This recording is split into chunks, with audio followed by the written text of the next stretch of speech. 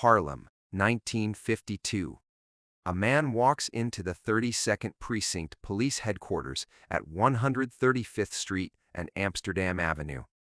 No lawyer, no bodyguard, no weapon. Just Ellsworth Bumpy Johnson, wearing a charcoal gray suit that's seen better days, walking through the front doors of one of the most corrupt police stations in New York City like he owns the place. The desk sergeant looks up. His face goes pale. Within 3 hours, Bumpy Johnson will walk out of that building with something no black man in Harlem has ever received from the NYPD: a formal apology and an honorary detective's badge. This is the story of how one man turned the entire power structure of New York City upside down, using nothing but intelligence, patience, and the one thing corrupt cops fear more than anything: the truth. To understand what happened that day, you need to understand who Bumpy Johnson was. Not the legend, not the myth. The man born in Charleston, South Carolina in 1905, Bumpy came to Harlem during the Great Migration when he was just a teenager. By the 1930s, he was running numbers for Stephanie St. Clair, the legendary queenie of Harlem's policy racket. But Bumpy wasn't just muscle. He was a strategist.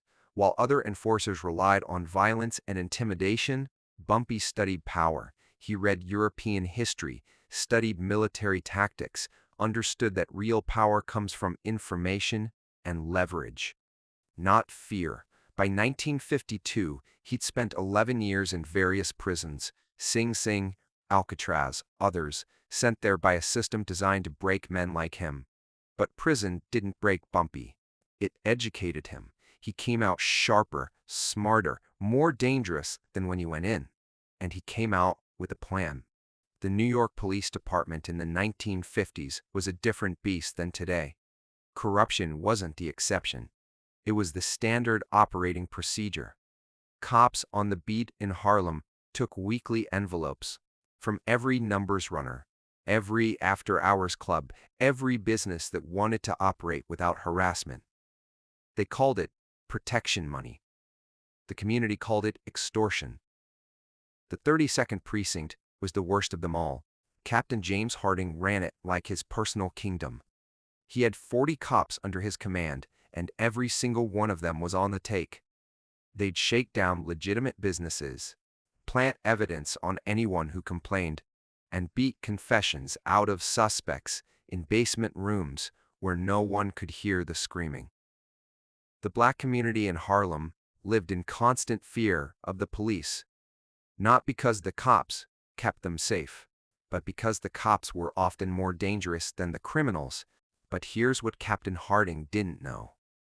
For 6 months, Bumpy Johnson had been building a case against him, not with lawyers or official complaints. Those got buried or ignored. Bumpy built his case the old-fashioned way, with patience, observation, and an intricate network of people who owed him favors: shoeshine boys who overheard conversations, waitresses in cop bars who remembered which officers got drunk and bragged about their side income, bookkeepers who kept records of payments made and protection promised. Bumpy knew that dirty cops, like all criminals, have patterns. They get comfortable, sloppy, and Captain Harding had gotten very sloppy. The breaking point came on October 3, 1952. A 15-year-old kid named Marcus Williams was walking home from his job at a grocery store on Lenox Avenue. He had $43 in his pocket, his 2-week paycheck that he was bringing home to his mother. 2 cops from the 32nd, Officers Donovan and Riley, stopped him. They claimed they'd received reports of a robbery in the area, and Marcus fit the description. They took him into an alley. They took his money. And when Marcus protested, when he told them that was his paycheck and his mother needed it for rent, Officer Donovan hit him in the stomach with his nightstick hard enough to rupture his spleen. Marcus collapsed. The cops left him there. A shopkeeper found him 2 hours later, barely conscious, lying in his own blood. Marcus survived. Barely. He spent 3 days in Harlem Hospital. His mother, Sarah Williams, went to the 32nd Precinct to file a complaint. Captain Harding listened to her story with a face like stone, then told her that her son must have been mistaken, must have been different officers from a different precinct, maybe not officers at all, maybe criminals impersonating the police. He suggested that perhaps young Marcus had been involved in something he shouldn't have been, and this was the consequence. He suggested she go home and be grateful her son was alive. When Sarah Williams started crying, when she said she knew it was Donovan and Riley because Marcus had seen their badge numbers, Captain Harding's voice went cold. He told her that making false accusations against police officers was a serious crime. He suggested very carefully that she drop this matter before something happened to her other son, 10-year-old Jerome. That's when Sarah Williams did something desperate. She went to see Bumpy Johnson, not because she knew him personally, she was a church-going woman who'd never been involved in the street life, but because everyone in Harlem knew that Bumpy was the only man who'd stand up to corrupt authority. She found him at Small's Paradise on Saturday night. She walked right up to his table, where he was having dinner with three associates. The room went quiet. Women didn't interrupt Bumpy Johnson during dinner, but Sarah Williams was beyond caring about street protocols. She told him what happened to Marcus. She told him about Captain Harding's threat against Jerome, and then she said something that would echo through Harlem for decades. They think they can do anything to us because we got nobody. But you're somebody, Mr. Johnson. You're somebody they can't ignore. Bumpy looked at her for a long moment. Then he stood up, pulled out a chair, and told her to sit down. He ordered her a meal. She looked like she hadn't eaten in days. And while she ate, he asked questions. Precise questions. What time did it happen? Which alley? What exactly did the officers say? What were they wearing? Did Marcus see their badge numbers clearly? Could he describe their faces, their voices, any distinguishing features? Sarah answered everything. Bumpy listened with the intensity of a lawyer preparing for trial. When she finished, he reached into his pocket and pulled out $200. He told her that was for Marcus's medical bills and the rent she was about to lose. Then he said something that made Sarah Williams start crying again, but this time with relief. Mistress Williams, you're right. They think they can do anything because we're nobody to them. Time to remind them that we're not. What happened next was classic Bumpy Johnson. He didn't go to the police. He didn't go to the newspapers. They wouldn't print a story about a black kid beaten by white cops anyway. He didn't organize a protest or make speeches. He did what he always did. He gathered information. For 2 weeks, Bumpy's network went to work. They followed officers Donovan and Riley on their beats. They documented every shakedown, every envelope passed, every threat made. They tracked Captain Harding's movements, his habits, his associates.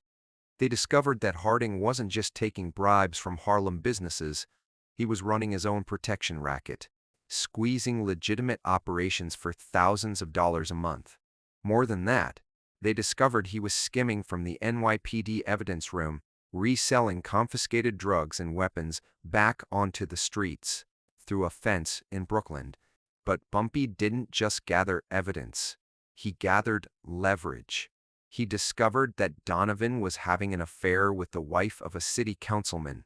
He discovered that Riley had a gambling problem and owed $15,000 to a bookmaker in Queens, debts he was paying off with money stolen from people like Marcus Williams. He discovered that Captain Harding had a vacation home in Connecticut that he purchased for $40,000 on the police salary of $6,000 a year. And most importantly, Bumpy discovered that the commissioner of police, Thomas Murphy, was starting to feel political pressure about corruption in Harlem.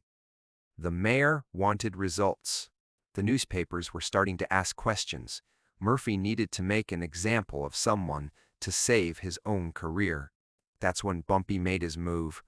On October 21st, 1952, at exactly 9 a.m., He walked into the 32nd precinct. He was alone. He wore that same charcoal suit, carried a leather briefcase, and walked with the calm confidence of a man who held all the cards. The desk sergeant, a 20-year veteran named O'Sullivan, literally stood up when Bumpy walked in. Everyone in the precinct knew who Bumpy Johnson was. They knew he'd been released from Alcatraz 2 years earlier. They knew he was rebuilding his operations in Harlem. They knew he was someone you didn't cross lightly. O'Sullivan's hand moved toward his service weapon. Bumpy smiled, not threatening, just amused, and set the briefcase on the desk. His voice was calm, almost friendly. "I'm here to see Captain Harding. Tell him Bumpy Johnson is here to discuss the Marcus Williams matter. Tell him I have some documents I think he'll want to see. Tell him if he's smart, he'll see me in his office in the next 60 seconds." O'Sullivan stared at him. In the history of the 32nd precinct, no civilian had ever walked in and demanded to see the captain. Especially not a black civilian. Especially not a known criminal. For a moment, it looked like O'Sullivan was going to refuse, maybe even arrest Bumpy on some trumped-up charge. But something in Bumpy's eyes, some absolute certainty, made him pause. He picked up the phone, called up to Harding's office, mumbled something, hung up, looked at Bumpy with an expression somewhere between confusion and respect. "Captain says, come up, 2nd floor, but I'm watching you, Johnson." Bumpy's smile widened. "I'm counting on it, officer." Captain James Harding's office was exactly what you'd expect. American flag in the corner, commendations on the wall, photographs of Harding shaking hands with politicians and police brass. Harding himself was a large man, 6'2", 220 pounds, with the kind of face that looked perpetually angry. He sat behind his desk, with his arms crossed, trying to project authority. But Bumpy noticed the details, the slight tension in Harding's jaw, the way his eyes kept flicking to the briefcase, the fact that he'd positioned himself so he could quickly reach the gun in his desk drawer if needed. Harding spoke first, voice hard. "You've got some nerve walking in here. Johnson, give me one reason I shouldn't have you arrested right now for trespassing." Bumpy sat down without being invited. He opened the briefcase calmly, deliberately. He pulled out a thick folder and placed it on Harding's desk. Then he spoke, and his voice carried a weight that made even a police captain lean forward to listen. "Captain Harding, that folder contains documentation of every illegal payment you've received in the past 18 months. Dates, amounts, witnesses.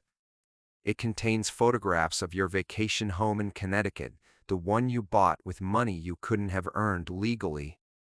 It contains testimony from 7 business owners you've been extorting, all willing to go on record. It contains evidence that you've been stealing from the NYPD evidence room and reselling contraband. And most importantly, it contains a detailed account of what Officers Donovan and Riley did to Marcus Williams on October 3rd, along with documentation of 14 other similar incidents involving your officers that were never properly investigated." The color drained from Harding's face. He reached for the folder with a hand that wasn't quite steady. As he opened it and started reading, Bumpy continued, voice never rising, never threatening, just stating facts with absolute confidence. "Now, you have 2 options, Captain. Option 1, I take this folder to Commissioner Murphy. I've already arranged a meeting with him for this afternoon. I bring Sarah Williams and her son, Marcus. I bring the other victims. I bring reporters from 3 newspapers who are very interested in this story. Your career ends, you get prosecuted, you probably go to prison, your officers get prosecuted, the 32nd precinct becomes a national scandal. Or..." Bumpy paused, letting the alternative sink in. Harding looked up, eyes desperate now. "Or what?" His voice cracked slightly on the words. Bumpy leaned back in his chair, completely relaxed, in total control. "Or you do the right thing. You formally apologize to Sarah Williams and Marcus Williams for what your officers did. You make a public statement taking responsibility for corruption under your command. You personally ensure that Donovan and Riley are terminated and prosecuted for assault and robbery. You implement reforms in this precinct. Real reforms, not window dressing. To protect the community you're supposed to serve. And as a gesture of good faith, as recognition that there are community leaders in Harlem who care about justice, Bumpy reached into his jacket pocket and pulled out a police badge, setting it on the desk. You give me this honorary detective's badge, symbolically acknowledging that the community has a right to police itself and hold you accountable. The silence in that office stretched out like a held breath. Harding stared at the badge, stared at the folder, stared at Bumpy Johnson, this black man from Harlem who had just walked into a police station and, checkmate, a white police captain without raising his voice or making a single threat. Harding's hands were shaking now. He knew he was beaten. He knew that everything in that folder was probably true, and even if some of it wasn't, the appearance of corruption would be enough to destroy him.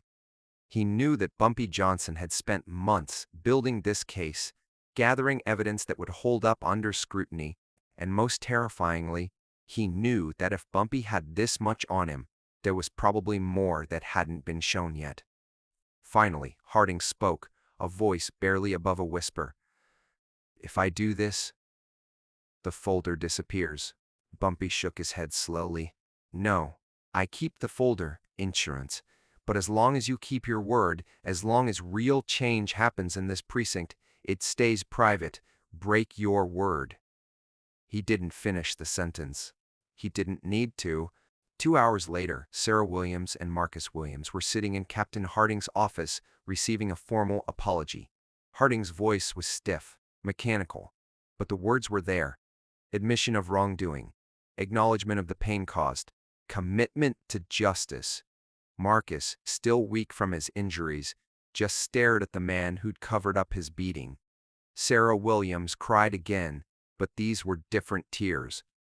The tears of someone who, Bede believed the system would never listen, finally being heard. After they left, Bumpy and Harding had one final conversation. Harding slid the honorary detective's badge across his desk. "I hope you're happy, Johnson. You've humiliated me. Humiliated my department." Bumpy picked up the badge, turned it over in his hands, catching the light. "Captain, I didn't humiliate you. You humiliated yourself by forgetting what that badge is supposed to mean. It's supposed to mean protection, justice, service. For everyone, not just the people who look like you or who can pay you off. You humiliated yourself by thinking you could beat a 15-year-old kid half to death and threaten his mother into silence. All I did was remind you that actions have consequences." Bumpy stood to leave. At the door, he turned back. "One more thing. Captain Marcus Williams wants to be a police officer when he grows up, despite everything that happened to him. He still believes in what the badge is supposed to represent. In 5 years, when he applies to the police academy, his application is going to get approved. And you're going to personally write him a letter of recommendation. Because that boy has more integrity in his broken body than most of your officers have in their entire careers." Harding's jaw tightened, but he nodded. What else could he do? Bumpy Johnson walked out of the 32nd precinct at 12:47 p.m. Word spread through Harlem faster than wildfire.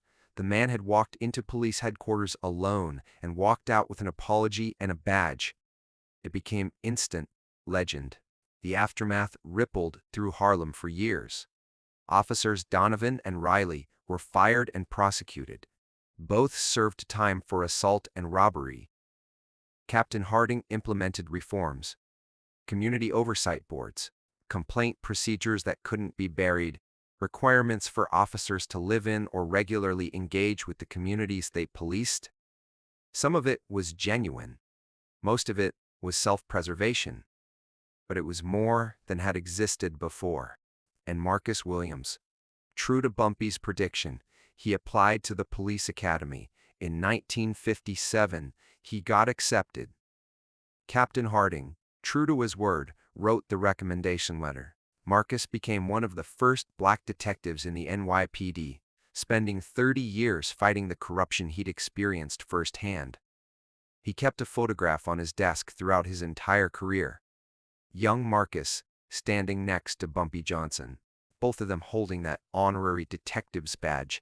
So what's the lesson here? What's the takeaway from this impossible story of a black gangster walking into a police station during Jim Crow and walking out victorious? It's this. Real power doesn't come from violence or intimidation or even from money. Real power comes from information, preparation, and the willingness to stand up when everyone else is afraid. Bumpy Johnson understood something that corrupt authorities always forget. Their power depends on secrecy, on victims staying silent, on communities being too scared to fight back. The moment someone refuses to be intimidated, the moment someone gathers evidence and builds leverage and demands accountability, the whole structure starts to crack. Bumpy didn't overthrow the system that day, but he proved it could be challenged. He proved that intelligence beats brute force. He proved that one person with patience and strategy can take on institutions that seem untouchable. And here's the question that should haunt us. How much has really changed? We like to think we've moved past the days when police could beat kids with impunity and threaten mothers into silence. But how often do we still see corruption protected, victims ignored, powerful institutions closing ranks against accountability? The tools might be different, the systems more sophisticated, but the fundamental dynamic remains. Authority figures who think they're above the law versus communities who refuse to accept that reality. What would you have done in Sarah Williams's position? Would you have had the courage to walk up to Bumpy Johnson and ask for help? What would you have done if you were Bumpy? Would you have risked everything to help a kid you didn't know? Or would you have stayed quiet, stayed safe? Let the system grind on. These questions matter because the story isn't really about Bumpy Johnson. It's about what one person can do when they refuse to accept injustice. It's about the power of preparation, of documentation, of building a case so thorough that even corrupt authorities can't dismiss it. It's about understanding that the law isn't always justice, and sometimes justice requires working outside the system to force the system to do what it should have done all along. That's the real legacy of October 21st, 1952. Not that a gangster beat the cops, but that a community found its voice through someone brave enough to speak truth to. Power. If this story resonated with you, if it made you think about power, justice, and how we hold authorities accountable, leave a comment below. Tell me, would you have walked into that police station? What would your strategy have been? And hit that subscribe button for more stories about the legends who refused to accept the world as it was and fought to make it what it should be. Because these stories aren't just history. They're blueprints for how ordinary people can challenge extraordinary corruption. They're reminders that the system only seems unchangeable until someone changes it.